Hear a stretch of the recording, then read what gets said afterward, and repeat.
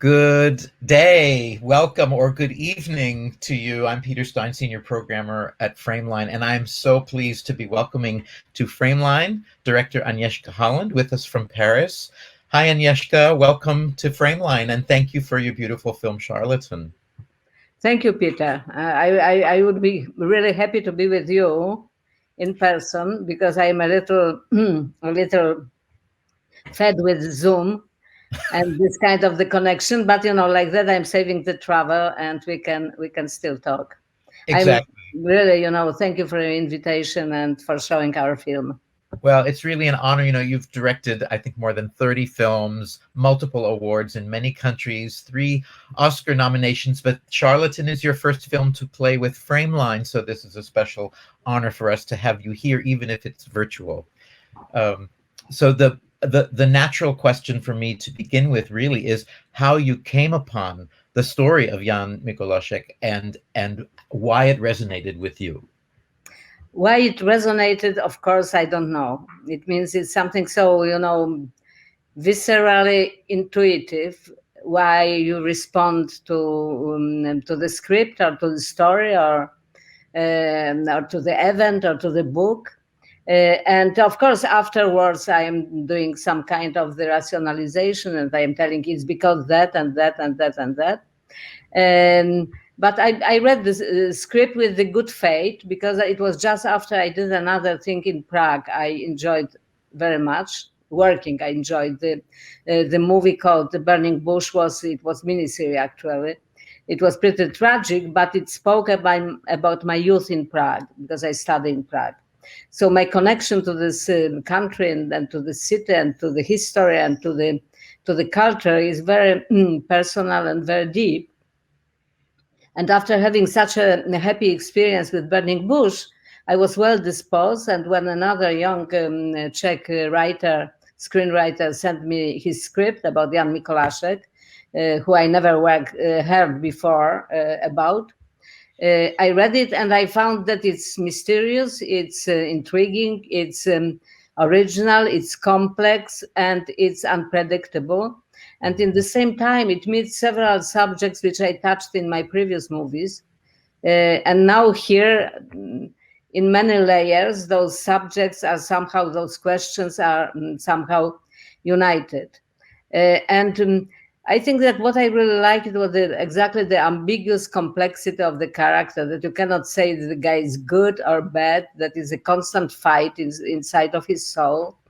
You can judge him, of course, but we are now so judgmental and so black and white and so Manichaean that to have the character which is changing with your relationship to is changing constantly, it was for me who likes the complex story and the great Russian literature from 19th century. It was a treat.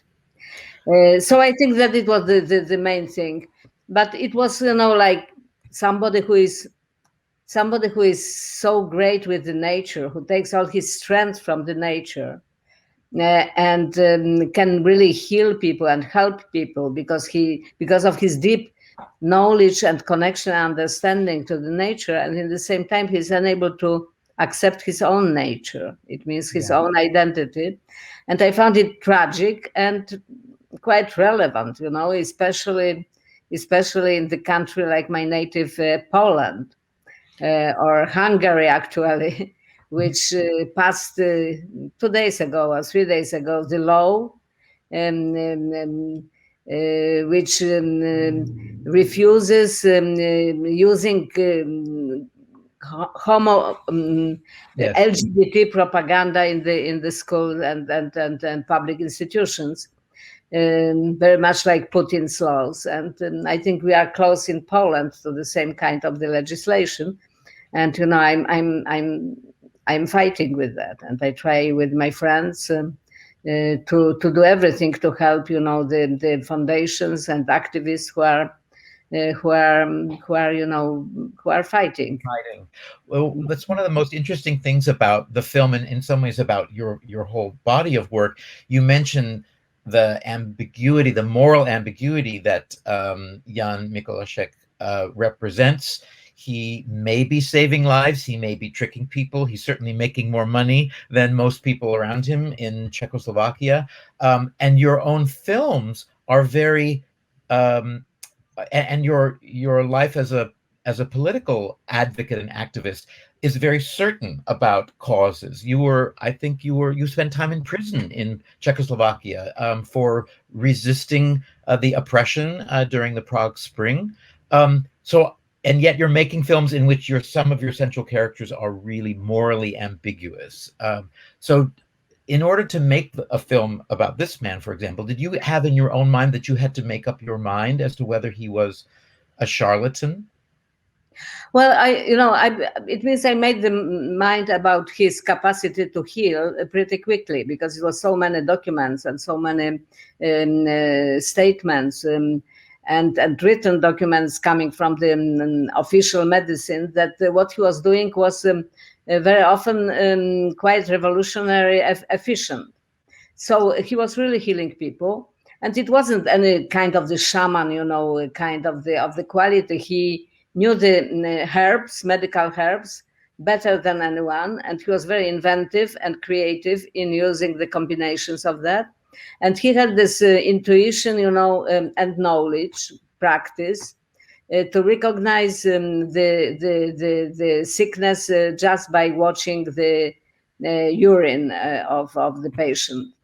And it wasn't so, it was unusual. It means before the chemical laboratories developed in such a way like today, some people who had those skills have been helping in the diagnosis, official medicine. And Mikolášek actually was quite often used as a diagnosing tool by the official doctors. He was even a friend with some. And he was tested by very different medical corps, including Gestapo. Mm-hmm. Medical corps, and the effects of this testing was brilliant. So the guy really knew his job. He was he didn't have the normal medical education, but he was as skilled that he was some kind of the genius in what he was doing. And that it was the official story of his, which is proved by the writings and datas. But unofficial story is, of course, the mystery. We don't know exactly how he was. Even his homosexuality was coming just by bribes, by little like talks of somebody, by some writing to the police, but some statements from the people from the village. And they've been talking that that he lives with his assistant, but we didn't found the letters or memoirs about it. It is very much also the fruit of writers and the actor and myself imagination. So we had the dots, and we had to to like connect those dots with pretty big amount of freedom, because if you are doing the movie about the character which is like documented day to day, even then I think that the mystery of the soul becomes and becomes covered. But with the character which is not so known, and which kept his private side very carefully, we just had to like invent it somehow, imagine the guy. So and we wanted him to be ambiguous and complex, that in the same time he was doing a lot of good, but in the same time he was able of the cruelty and violence. This is one of the most fascinating parts of the story that you and the screenwriter Mark Epstein create. I was going to ask you how much of his relationship with František was sort of known, and so now it's clear it's a bit of an invention or a speculation based on hints around the edges. But you do choose, or your team chooses to really portray this kind of both love and cruelty that he had toward this man in his life, which is very disturbing. And I'm wondering what you wanted to indicate with regard to his own character, or maybe the character of all of us, in having his intimate relationships be so fraught and not necessarily healing? Well, he was ashamed of this relation. It means I think it was only love of his life. And, I really believe, it means it's pretentious maybe because I don't have the 100% proofs, but I really believe that they've been lovers and for years because they spent together 15 years or something. But the fact that it was hidden and the fact that he didn't accept himself something he considered as a weakness, and he was very proud of his persona and of his career and of his position in the in the society, and he wanted to be perceived as somebody who is very moral, who is very strong. So he betrayed his nature somehow. It's what I said on the beginning. He betrayed also his love. And this young man, who on the beginning maybe was driven to him by the interest, by the monetary needs, was able to save him, to give his life to save him. So it is very, I think, very unusual kind of the love relationship, which is not romantic, but it's painful, but in the same time is very intense and very deep, I think. How much of your sense of his own struggle with his homosexuality or just with his position in life do you lay at the hands of his spiritual crisis in a way? He clearly had a great faith in the spiritual power of nature, and yet there's also a kind of crisis of faith that you track him through. So I'm wondering what that connection is, at least for in your imagination or with the in your discussions with the actor, with regard to what is driving his shame. I think that that his Catholic faith, which he inherited by his teacher, by this woman who was very simple and I think very human in her faith. So she was an actual mentor or guide or teacher for him in life. Right. Yeah. Mm-hmm. But I think that she was authentic, and he was somehow hysterically clinged to this kind of the, fanatic faith. And this faith was also the torture for him. He was punishing himself for his nature, praying to God. What the kind of the God you need to hurt yourself and to hurt somebody you love. So I think that this faith was a terrible burden by the end of the day. And maybe it wasn't even the faith, it was just the fear. And he was certainly driven by some fear of the death, of the incapacity. He was unbearable for him. It was not to have the solution, not to have the remedy, to accept the death. He was unable to accept the death. It means he was unable to accept the life. And I think that we are living in the world which is refusing that as a concept, and somehow I found this angle of the story very relevant, because we are refusing to accept that we are mortal, and we are refusing to accept sufferance and imperfection and puissance. Yes, the sort of our inability to control our destiny is kind of a human weakness in a way. You have worked with your lead actor Ivan Trojan in Burning Bush, as you mentioned, and before.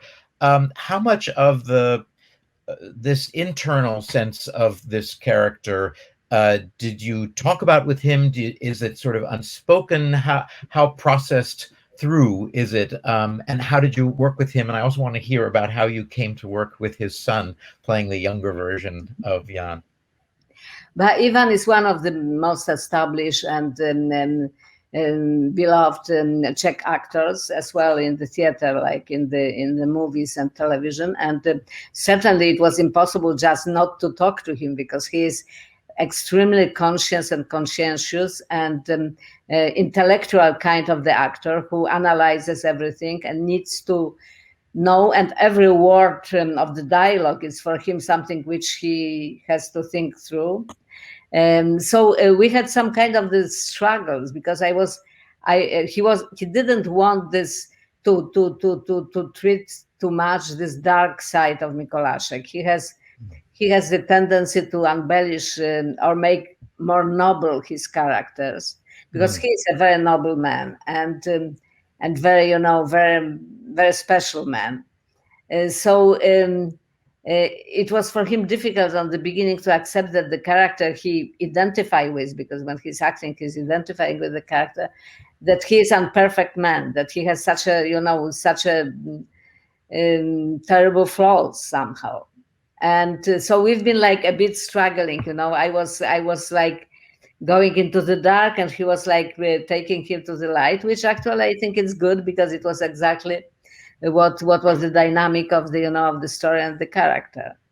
And we knew after the story of this of the preparation of this film was quite long, because I accepted the project with the conditions that they will be waiting for me like about 3 years, and finally it was 4 years, because I had online another project. It was Spur and Mr. Jones, and I also have one TV series. So anyway, they've been waiting, but we did some, in the meantime, we did some work. We've been working with Marek on the script and on the casting. So we decided that Ivan Trojan is Mikolášek. And then we've been looking for the young version of him, because I knew that Ivan,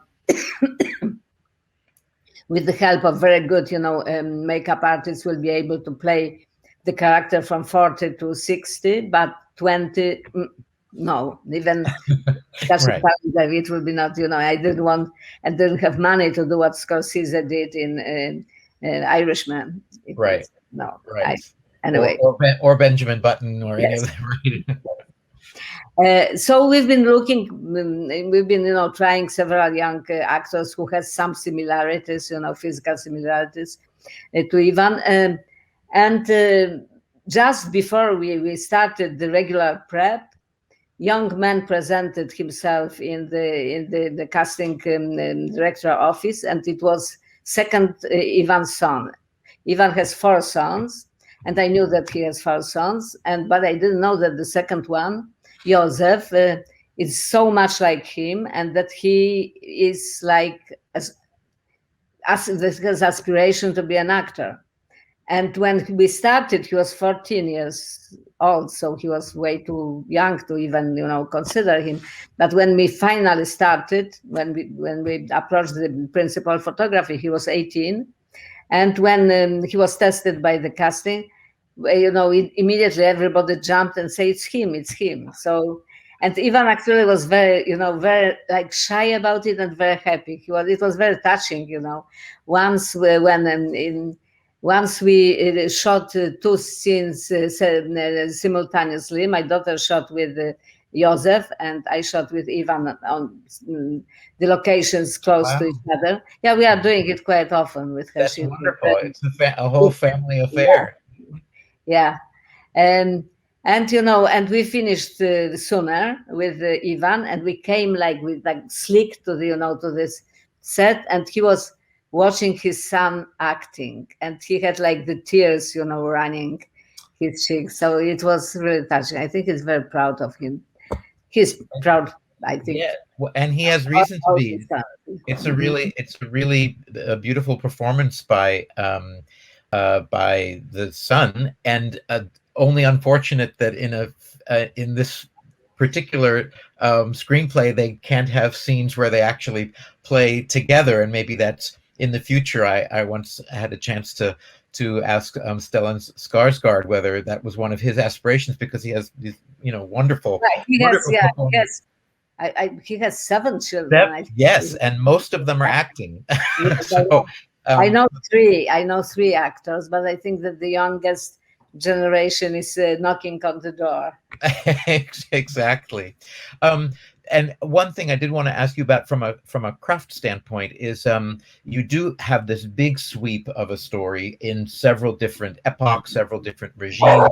And welcome to the dog in the background, I think.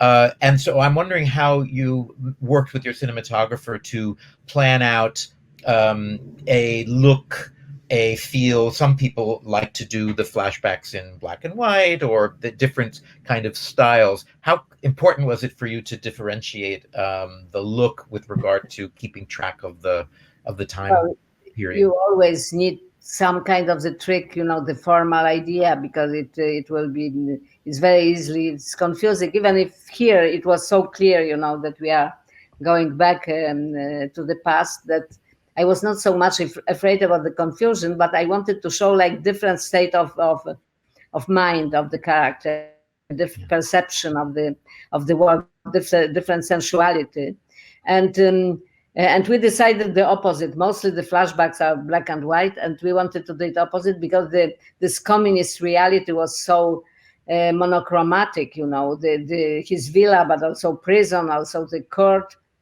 So we decided that the past is full of colors, very rich. And further it goes to the past, richer it is in the colors.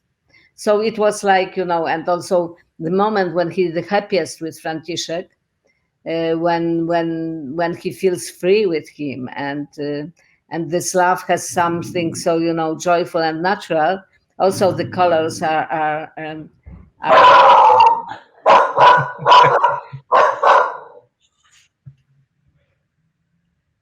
The dog is agreeing with your color palette choices, I think. That's very, very real, and this is our world right now. I do think it's interesting that this film is now coming out as the world is beginning to re-emerge. And so I'm wondering what you think